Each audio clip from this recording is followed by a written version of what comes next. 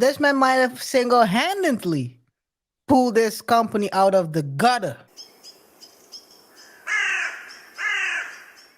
He's been putting in time. He's been putting in time to get the brand going. While Celsius is basically telling the judge now that there is a statute of limitations and that the complaint had passed. Basically, the statute of limitation have passed. And that the claim was of a deal of 2018. And they also argued, and he's still talking very amicable about the company. He's still, I think, we're going to talk about that later. They also were basically saying that they reached their heights after the endorsement ended. New heights, let's put it this way. And that not FLO RIDA, but their own decisions led to the rise of their stock value. So let's see if they have a point. Did FLO RIDA had influence on Florida's Celsius?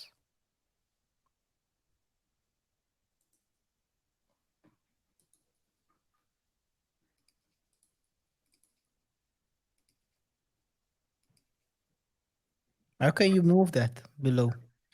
Oh, yes. So people can see.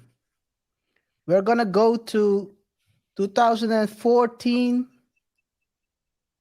and 2000 and when did the contract start? 14 to 18. Okay. 14 to 18. So at 14, by the way, let me go back. Let me zoom out a little bit. As you can see, around 2020, they have definitely reached New heights. new heights. So there he didn't have influence. Well, there's something to be said about that as well. Residual. Could be residual, not gonna lie, but there they really popped off. So people started drinking Celsius like water during during Uncle Vit's time. Uncle Vit's visit to the mainstream. Let's put it this way. Uncle Vit's reign. Yeah, Uncle Vit's reign. Oh, that's another one. Anyway, so they definitely popped off during that time, and that led to their current $99.88 value, or at least it is what it is now. So let's go to the time 2014 till 2018. So what we can see here in 2000 by the way, this July 2014, this is where it started. So it's not exactly stipulated when it exactly started, but let's take, for example, around the time the 1st of January. It says here that the value of Celsius closed at 40 cents in January of 2014.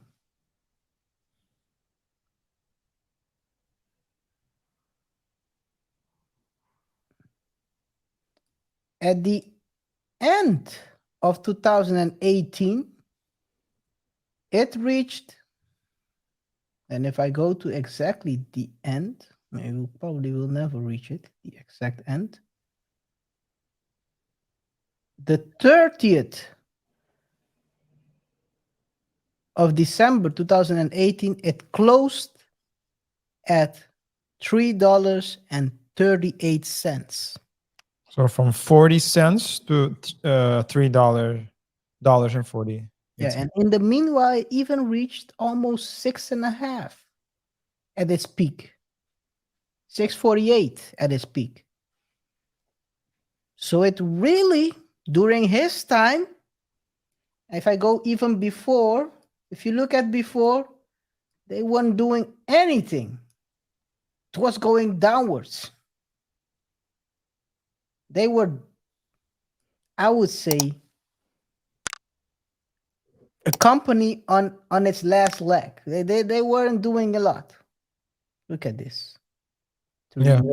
50 cents. They weren't making no money. Mhm. And then suddenly it boomed. So can we say that he had influence? Yeah, I do think, of course. I think he had it. Yeah. So they would argue, of course, that there were other factors as well, right? Because we can see that in 2020, I think you said the company really popped off, but from what it was before FLO RIDA got there and from what it was after the contract supposedly ended in 2018, you could definitely see a growth. Of course, you have, what's the saying? Correlation is not causation. So just because it correlate doesn't mean that it cost. So FLO RIDA actually caused the growth. But if it's true what you said, that the contract was vague and the way of determining whether targets were achieved or not were vague, then it would mean bad news for Celsius. Yeah. Hey, man, we have seen the power of endorsements with FTX. Let's not turn a blind eye. This man might have single-handedly pulled this company out of the Yeah. gutter of Florida, with all the alligators and the wicked people. Oh, they. I'm just- Next. Next. yeah. You took a I don't like that kind of talk. you took a U-turn right there, man. I always take U-turns. That's the way the best to drive the car. Yeah, well, can be argued, but yeah, the wicked. It is a wild place though, but wicked. Well, let's just say let's leave it at wicked. Just let us not reach possessed. If we can stay at wicked, then Oh man. Let's continue. let's continue, With guys. the last part where he basically talks about the following. And if you want, you want some specific numbers on that? Oh yeah, by the way, one thing they asked him at the end. I don't know if you guys notice it, but at the end of the clip, they ask him, "What's the specific amount? Do you have a specific amount?" And that was part of the question, and he kept his mouth shut. So he's a thinking ninja. Yeah. But then his lawyer, because he knows how to put it into words, tries to explain how it goes down. How much money is at stake? And also, have they entertained settlement talks with you? I mean, what's the state of play here?